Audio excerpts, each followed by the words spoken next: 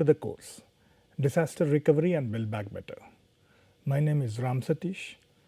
I am working as an assistant professor in Department of Architecture and Planning, IIT Roorkee. Today we are going to discuss about the production of refugee place in time in the case of Tibetan refugees. In fact, this work is actually has been supervised, a joint supervision with myself and as well as Dr. Shoren Schobel from TU Munich, and this has been executed by the student, a postgraduate student, and as a part of her master's dissertation and as well as a thesis. So this is the title, Production of Refugee Place in Time, the case of Tibetan refugees, which has been developed by my student Indu Shaji, and this particular piece of work has also been presented at London Centre for Interdisciplinary Research as a paper.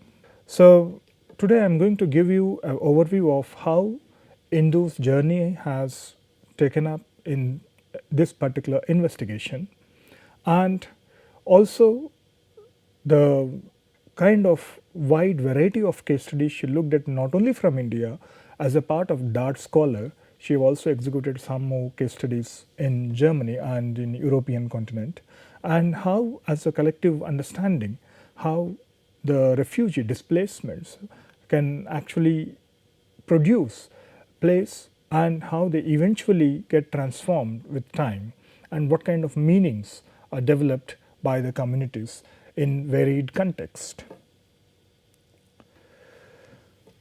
Coming to the refugee scenario, we have about, the statistics talk about 68.5 million which have been forcibly displaced worldwide as a result of conflict, as a political turmoil, as a result of persecution or any kind of generalized violence. And this is all, we are having the statistics. As per the UNHCR's mandate, 19.9 million refugees, and out of which 5.4 million Palestinian refugees and UNRWA mandate. And there are 40 million internally displaced people and 31 million asylum seekers. Coming to this is a global scenario, and in India we have about nearly 20,09,234 people of the concern, out of which we have about 52%, more than half of the refugees in India are Tibetans, which is about 1,10,000. I'm sorry, this is 2,09,234. Now, when we talk about the refugee, the context of a refugee and his or her settlement process, so we have two questions. One is an assimilation process, and with the multiculturalism, whether it is a segregation or an integration part of it, because a refugee or an asylum who is coming from a different cultural context, different political context, different development context and different social context, and he tried to get accommodation in a different context. It is completely different from the host aspect of it, and how one can, in that process, how one gets segregated and also how gets one integrated is the biggest question. So as per the UNHCR, it talks about the voluntary repatriation, the local integration and the local resettlement.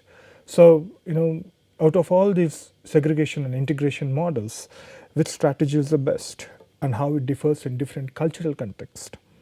And a lot of organizations working with the refugees are working on this option of how we can better integrate and reduce the conflicts in the host and as well as from the humanitarian point of it. So in this work, Hindu have adopted Lefebvre's theory of production of space, because this is one of the sociological component where Lefebvre, Henri Lefebvre, talked about three different ontological positions of place, how it gets transformed. So the first aspect, when he talks about the perceived space, which is the space which has been produced by the spatial practice of all the users of a space. So you can talk about whether it is a vernacular process of it, whether it is a habitual process of how perceived space, because there is some kind of attachment to it. Whereas the conceived space, it is space produced by the visionaries, whether it is the planners or the political decision makers, or it is based on the knowledge and the ideologies of the visionaries, how they want to perceive this place, how they want to conceive this place. The third aspect, which is talking about the lived space, as the people tend to live at a particular place, that is where an invisible degree of people's attachment to a certain place. So they develop certain emotional attachment to a place. They develop a sense of belonging to it. So where the habit in the habitat, how it is reflected in the form of their belief systems, how their daily behaviors, their understanding of the place, their legible concerns, all will put together in a form of a lived space. And this particular theory of production of space has been widely used from different researchers, varying from sociologists, planners, urban designers, and even the people working in the housing segment. So they have adopted this particular theory. So here, because we are talking about a refugee context and a displacement where the whole context has been reversed out, and how it is programmed in time, and how it has been manifested, how it has been shaped and reshaped. So that is where we thought this theory is most useful to understand this. Where we have the actual theory about, he also talks about the absolute space, which is where the perceived space, where there is a vernacular context, and then which is followed up with the conceived and the lived processes, which makes as an absolute space. In the abstract space, that is where the conceived space take over it, and the visionaries and their ideologies direct the whole program out of it. And that is where, but whereas in the differential space, when the time moves on, and then how different priorities and different conflict setups are adapted, and how a differential space is produced, that with along with background of your home attachments and as well as the present context, the lived space responds to it. So as a part of the DAD scholarship, she also got an exchange program in TU Munich, and she have visited some of the cases of the displacement cases in the Germany as well, and Paris, and where she have visited all these in Hamburg, Paris, Jaffna. So I'll briefly go through each of these cases very quickly.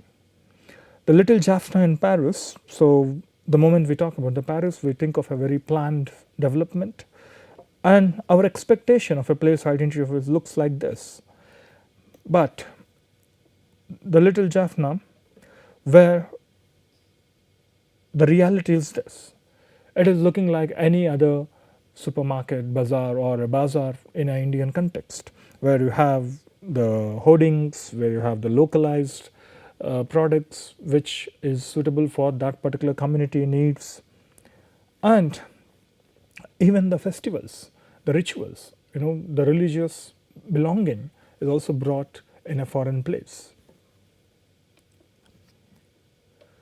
In terms of how it is reflected in the buildings or the built forms, we think about the temples in Tamil Nadu, which we call as the kovils, but how they are reflected back in a foreign context. So the facades have been manifested in such a way that they reflect the identity of the religious identity of that particular community. And what you can see is, so by looking at the facade, so obviously there are certain control regulations of heights and the street fronts in the Paris context, but then still considering those, how they have tried to fit with this, with the setting of their own sense of belonging. And similarly with the temple Ganesh, and this is also a Cologne mosque. There's a cathedral which has been converted into a mosque, and how there is a conflict with the local communities, because many people have tried to agitate not to get a mosque, the Islamization process. They are trying to, a little afraid of that. There's a different community coming and there's a big identities built up in the city in contrast with their existing identities.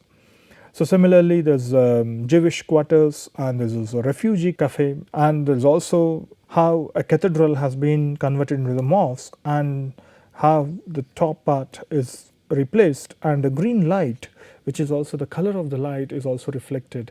So it reflects the identity of that particular community in the religious system.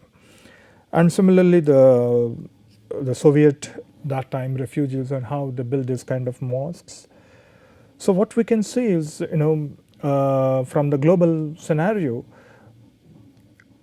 this is the list of the way she have analyzed it. This is a list of the case studies and what scale it has been reflected, and what is the economy occupation strategies, and how the government have dealt with it with its strategies, and how the planning strategies have. And that is where how the conceived and the perceived live space have been analyzed from the European case studies. So from the Tibetan aspect, the ability of homeless and impoverished groups of refugees to build and fund in foreign lands, Tibetans have built numerous monasteries of a remarkable high architectural standard, and their success in developing viable monastic communities similar to those of Tibet, one of the miracles of the 20th century. So wherever they have been there, so they try to reflect, they try to bring their attachments through the places what they already know from Tibet, and they try to build as monastic communities. And that is very specific compared to any other communities. The Tibetans are very unique on that manner. So there's a research on, this whole research has looked into how this particular hybrid, culturally responsive built environment has been produced in case of Tibetan communities, and especially in the Indian suburban and the rural context, and how hybrid settlements are produced and transformed over time. What is the relationship between the cultural and the built environments in a hybrid settlement, and how the theoretical understanding of this production of space, the Henri Lefebvre's space, could be relooked in a refugee context, and how it could be understood, how it becomes a framework, how it sets a framework to understand the refugee places and how they have been produced in time. So there's all, when we talk about cultural identity, there's enough of literature we have from the anthropologists, and how from the geographers and the various sociologists who talked about building the identity. And based on that such literature review, so this investigative framework looks at this, the sociological component and the anthropological component of it, the fundamental social structures which have again the family kinship and the gender laws and politics and belief system, whereas the economics and livelihood and geographical conditions, and what are the reinforcing structures which, like language, shared experiences, and the collective memory, how it gets transformed. And then she built on the whole set of it. One is the sociological component of it, and which actually talks about the structures which create identity. And when we talk about the assessment of transformation with respect to research variables, we have the cultural geography and the time are the main variables. The moment the context is different, how it is changed. The moment the time varied, how it has reflected in space and time. And that is how this whole framework, the first generation, second generation, and the third generation. So we looked at the whole sequence of time, how people have adapted to it. And when we talk about the methods of inquiry, there's the oral testimonies, the visual data, the morphological studies, observation, and the expert advice. So like that, there's a whole set of larger framework which has been looked at it. So when we say how hybrid settlements are produced, one is what did they bring from Tibet and how much did they adapt. Here the cultural identity of Tibetans, when it gets mixed with the built environment in India, and that is where this is produced, the hybrid Tibetan settlement, because they borrow from each other and that is how a new meanings are produced. So when we talk about the land of Tibet, culture and architecture, so in Lhasa, this is how we see the Lhasa, the very narrow streets and the adobe constructions and the huge monasteries of the Tibetan architecture. So there is a Tibetan cultural environment. When we talk about the geographical conditions, it talks about the cold desert climate and high altitude Tibetan plateau and the arid topography and a very scarce vegetation. This is how the typical Tibetan landscape is all talked about. The family, kinship and gender, they have a kind of polyandry system where there has one wife and 2-3 brothers marry the same. And whereas the political administration, where the religious leader is considered as the Dalai Lama, who is also the political head, and there's a religion has played an important role in the Tibetan society. And again, economy and livelihood, they are basically the farmers, barley, wheat, and handicrafts and potters, the skilled labor. And in terms of education, they have about the monastery, mostly Tibetan institutions, and a few secular schools. And because they're also very conservative in terms of spreading their language and through their religious guidance and the education systems. And the shared customs, they're basically, how their funerals, how the festivals, how the food habits, they try to share that through generation to generation. When we talk about the built environment, the most important things we have to talk is the monasteries, which are almost located in the higher altitudes and they are difficult to access. There are certain spaces for monks and there are spaces for assembly halls. In a Tibetan culture, if you have 3 children, almost the 3rd child becomes a monk, and that is how this whole society, the religious pattern is continued. And the stupas, the cottons, which is a bell shaped, which contains religiously significant sacred objects. And there's a house forms either in an I shape or an L shape courtyards, materials which could be a sun dried bricks or a rammed earth walls, and with all the timber frames with the standardized design, and also the prayer flags on the top of the roofs. And the details, what you can see is a kind of a code for the decoration of doors and windows. So there is the monasteries which have a very typical standard, and even the dwellings have a typical standard of how their eaves are decorated, how their fascias have been put forward.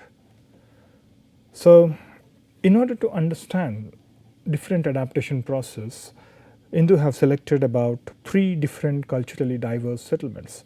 One is in Ladakh area, Leh Ladakh area, is a Choglamsar, which is close to the Tibet. The second one is Clement town, which is in a kind of urban locality near Dehradun. And the third one is a kind of rural setup, which is a Bailakuppe, where it is near Karnataka. So if you look at these diverse settings, one is Sangmo village, which is the Tibet, which is in the cold desert area, which is close to the Tibetan landscape. Choglamsar as well, they're very much close to what they belong to. And in Bailakuppe, which is very much different from what you can see, the kind of roofs, the kind of whole settlement looks very different. The tile roofs, which is the Mangalore tiles and everything, which is close to what Karnataka people, their dwellings look like. Whereas in Clement town in Dehradun, which is more of a kind of urban setting, but still it has a fabric of the Tibetan monasteries, and their scale of the buildings is different here. So there's a wide variety of things. One is the characteristics of the settlement, the social structures of the settlement, and how one can adopt to them, understand the urban morphology, the street character, the plot systems, and how this funnel of from urban tissue, street system, the plot system, and the building systems, how from a very macro to the micro level has been looked into how these things have changed. And the cultural geography and the time, where the first generation, 1.5 generation, and the second generation also have been investigated. So what level of integration with the local Indian context, and that is how this whole process is looked at, assessing the transformation and looking back into the theories, reflecting how it is reflected into the theory, and that is how it has been formulated. So let's go to the case studies. This is a Bailakuppe settlement in southern Karnataka. There are two camps, one is the old camp and the new camp. So what you can see is the religious buildings, and when you have the commercial spaces here, and you have the Tibetan camps and the local villages. So you can see this is a very clustered and a setup. Each of them has a very unique layout. So now one is you have the new camps and the old camps, and each cluster has been oriented because they are basically the farmers. In that time when they came to 1960s, the old camp, they have given about each in a 40 guntas is about 1 acre, and 1 gunta is about 33 by 33 feet. So what they did was they divided the land distribution in 40 guntas as a farmland and 6 guntas as a residential. So there were 6 guntas of residential and the 40 so that they can do the farming. And whereas in 1969 when the new camps have been formed, so where they talked about 32 guntas in a farmland and the 16 guntas as a residential land, because now they reflect that they need more space for this residential aspect as well, and as well as the farming. So this is how the very old photographs of how they set up the initial days of the settling down, and how they started clearing the land, and how the government have built them attached housing, and how if you look at this whole process, and then Tibetans as the farmers, and they're also the handicrafts, their craftsmanship. And earlier, as I said to you, one member of the family is sent to the monastery to become a monk. And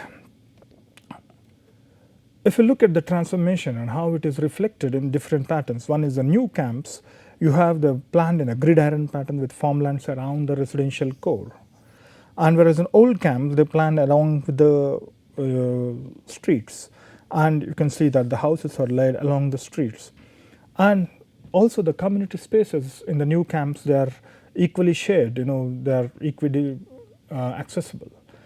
And so that there's a monasteries as a major community gathering spaces. This is how the settlement pattern has been organized. In a old camp transformation in 1960s, you have the primary road and you have the secondary road, and from the monastery, and this is how the dwellings were. But then today, people start building up, and then it becomes crowded. So they started occupying next to that places, and then that is how it becomes a kind of crowded space. Even in the new camp, you can see this is how the original part of it, and then now today what you can see is the black. The whole expansions have taken place even in the new camp. And the street patterns, how in the old camp, how the primary road, and you have the monastery, and you have the secondary roads, and you have the territory roads onto this direction, and then within that it becomes a kind of small neighborhood block. And that is how there is a sense of scale, there's a sense of visual access, there's a sense of identity which has been reflected in their street patterns, the street fronts, and their monasterial buildings. And this is how what you can see is the kind of the new camps, how you can see a very more or less a kind of uniform heights with their dwellings, and a similar artistic representations of their facades and the compound walls and the flags over the top of the terraces. And the plot system which has been subdivided into equal composition, and we have the store for they built a store and corn for storing the wood, and they also have the monastery, and they build some kind of public spaces where there has a football ground and the maize field, and there's all the public space access near to the monastery. And if you look at the evolution of house forms, initially they were given as a tents, then the government have provided with the thatch roofs, mud houses of refugees. Then over the years they get modified into a kind of brick and concrete houses, and mostly with the tile roofing, and a single room houses with all the wattle and dog constructions, how they have transformed, and the new camp, how they have started extending, and how two different families, and then how they started expanding these houses. So the second case study is about the Clement town, and this is a kind of an urban scenario. It's a doubling of Tibetan settlements. So you have all the religious setting here and the residential setting over here, and all these important landmarks, including the school, medical clinic, and the settlement office becomes one of the major component of their public place as well, because that is where most of the records, most of the association with the community is taken care of. And what you can see in Tibet, the monasteries and how it is reflected in the Dehradun, and they try to carry out the impressions of what already they know, and including the scale, the proportions, and again how a big room could be divided for a multi-purpose areas, and how this is what you see in multi-story structures in Dehradun as well. In terms of windows, what you can see is a kind of, this is mostly, these are the window models which you can find in the monasteries, and the entrance gateways which are reflected to direct someone to orient themselves into the settlement, that this is a Tibetan orientation. And these are some of the traditional windows in the houses. Whereas in Choglamsar, because it is very close to the Tibetan environment and the way of lifestyle, and the Ladakhis also, they have a similar culture, and that way the assimilation was clearly possible here because of its close proximity to its environment. And even here the whole camp have set up along with the river, along with the canal and the rivers, and here also the whole setup of Camp 1, and initially this is from the mental map she could able to procure, that this is how the camps have settled, and then later it has expanded, and you have the educational spaces, and you have the Central Institute of Buddhist Studies, and they have the community spaces all around. So at an asylum seeker stage, what they do was they try to settle down in a kind of U-shaped pattern in the canal, because first of all canal is one of the important water resource, and here they also have talk about the tent of the head, which is also referred as the settlement office, and you have the teachers quarters and the school, which are more important. But why do they make, this is the Leh Manali highway, and how they programmed it in a U shape was because all these people who were settled as refugees, they were taken as laborers to the army camps, and that is how they used to gather in place, and then that is how the trucks come, and this becomes a kind of public place as well. So in the first and second 1.5 and third generation, we can see a very good important response, that how they still aspire to go back, the first generation, because they still lives within those memories of what they have when they have come back from Tibet. And in the first and the 1.5 and second generation, they are very much integrated with the system, with the topographical differences, and they could able to better integrate with the Ladakhi community and understand, so including the language similarities and the cultural similarities, they were able to integrate better. Whereas in the third generation, obviously they also we have a kind of mixed response, where they also want to go back to Tibet, and someday that they hope that they go back, and also in terms, it is reflected in terms of their wearing a traditional dress, their living patterns. So there's a wide variety of responses. So today, this is how the traditional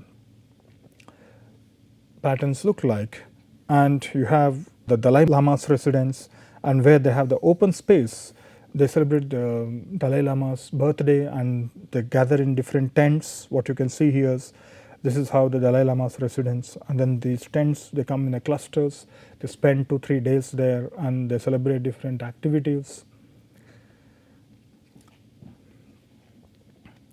So this is how there's been a transition of Bailakuppe, Clement Town, and Chogla. So what you can see, in the moment the context is different, and here the whole it is reflected from its built form as well. And then there are two aspects. One is taking the structures that create cultural identity, and one is the cultural continuity, what they have continued, what they have brought back from Tibet, and what they have adapted here. So like that, like for example, the polyandry, which has been a tradition for them, but that has been discontinued in these two cases. But whereas in Choglamsar, which is close to the Tibetan, in some cases they have partially continued. So again, an important practice of monk practice with the family, sending a person from the family to become a monk, has been discontinued. And the monks have been migrated from other places, it is not just from the same place. So like that, there has been a variety of changes from different categories.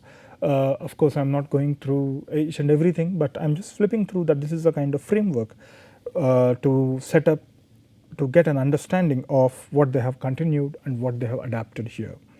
And similarly, the education, how the monasteries have re-established from Tibet, and then the religious education have been continued. And in the education of schools, given importance for cultural continuity, and the language and discontinued hierarchy in social class and equality in the social class, how the plot distribution is also reflected through bringing the equality in the social classes. Similarly, they have the monasteries, we have the built form in general, and how they have changed. This is a kind of framework, how she put the data in different pockets of explanation. And there's the house form, materials, how they have changed. Now today in sun-dried bricks and rammed walls, they're completely absent in both the cases. But whereas here it was present because it was locally available and the local climatic conditions. So this is a kind of very summary of applying the whole framework in one big sheet. Of course, it's not legible now, but at least it will get an idea of how on one side we have the structures that create the cultural identity, on the other side we have how it is reflected in the spatial structures. And to summarize the whole findings, this is how hybrid settlements of Tibetan refugees are produced. One is the spatial component, what they know, what they have in built environment in Tibet. And when the political turmoil existed, then that is where the refugee settlement built by the Indian government, and gradually how they adapt to the new built environment, that is where the conflicts arise. And with this long run process, how an adaptation stage was created a hybrid settlement. In a cultural component, the Tibet, which they know the environment of their origin, and that is what they reflect with the absolute space, because that is what the perceived space, what they already know. But here, the asylum seeker stage, that is where the host environment is providing certain conceived space. That is where conceived space is taking forehead of it. That is called an abstract space. And with that, people started adjusting with this, and that is where they interacted with the host community, and that is where conflicts arise. This is where we talk about the conflicted space. And gradually, when things get adapted, when the generation moved on, and how they accustomed, how they adapted, and how they continued their practices, that is where a differential space comes. So this is how the whole theoretical understanding has been done. And then again, how this whole transformation has an impact on the built environment. You have the various hierarchy of spaces, tree system, plot system, buildings, materials, and then how the production of space has been described in various concepts, and what are the drivers of these transformation, and what is the relationship between the cultural and the built environments in a hybrid Tibetan settlement. One is the change in the livelihood settlement, and how it is influenced by the geography and the way host community is living. So that is where in Ladakh it is very much close to what they used to live in Tibet. Equality in social class system, because it has been attained through equal plot distribution. So that is how you can see that three different and visual character of places, how the festivals are celebrated, how it have changed, how they have integrated, and the active community life and the bonding, how these places are providing. And what is the relationship between the cultural and built environments in a hybrid Tibetan refugee settlement? So cattle sheds now discontinued or reduced an occupational shift. Handicrafts are now factory manufactured because of the tourism industry coming into the picture, and restaurant typologies have developed because tourism has a major influence in terms of food habits. And then funerals, earlier they were having a different process, and now they are doing a cremating. This is where they require a crematorium spaces. And similarly, the theocratic government has been changed to democratically elected. So there is no, at least in Dalai Lama, there is no residence of this Dalai Lama and things like that. So like that, it has also reflected in the economic status and monastery house forms. So what we observe here is the house forms have changed drastically, but monasteries has retained because the religious significance played an important role in the Tibetans. So this is how what we can see is the settings of at a settlement setting, how it is at a monasterial setting, at a dwelling setting, how it has varied from a different context and how it is reflected. And in Bailakuppe is more self-sustainable, and as well as Choglasmer because it has a great close proximity to the ethnic similarity and the contextual similarity. So but here there is a lack of land availability and the less active community spaces because there is a pressure of the urban development as well. So some of the major drivers were the religion, climatic context, economy, tourism, education system, and how they transformed the place. So originally the Lefebvre's work is like this, but in here it has been conceptualized from the absolute space, which the Tibet before migration, and the pre-abstract space, which is an asylum seeker stage. And then this is where the permanent settlement process from the abstract and the conflicted and the differential space. When we know properly that in order to avoid this conflicted space, if you actually understand this better, that can actually bring the lived space more carefully so that we can reduce the conflict stage so that they can easily adapt and they can easily continue certain things, and at the same time it is a benefit for both the communities. I hope this helps you a better understanding of the displacement of refugees in a Tibetan context. Thank you very much.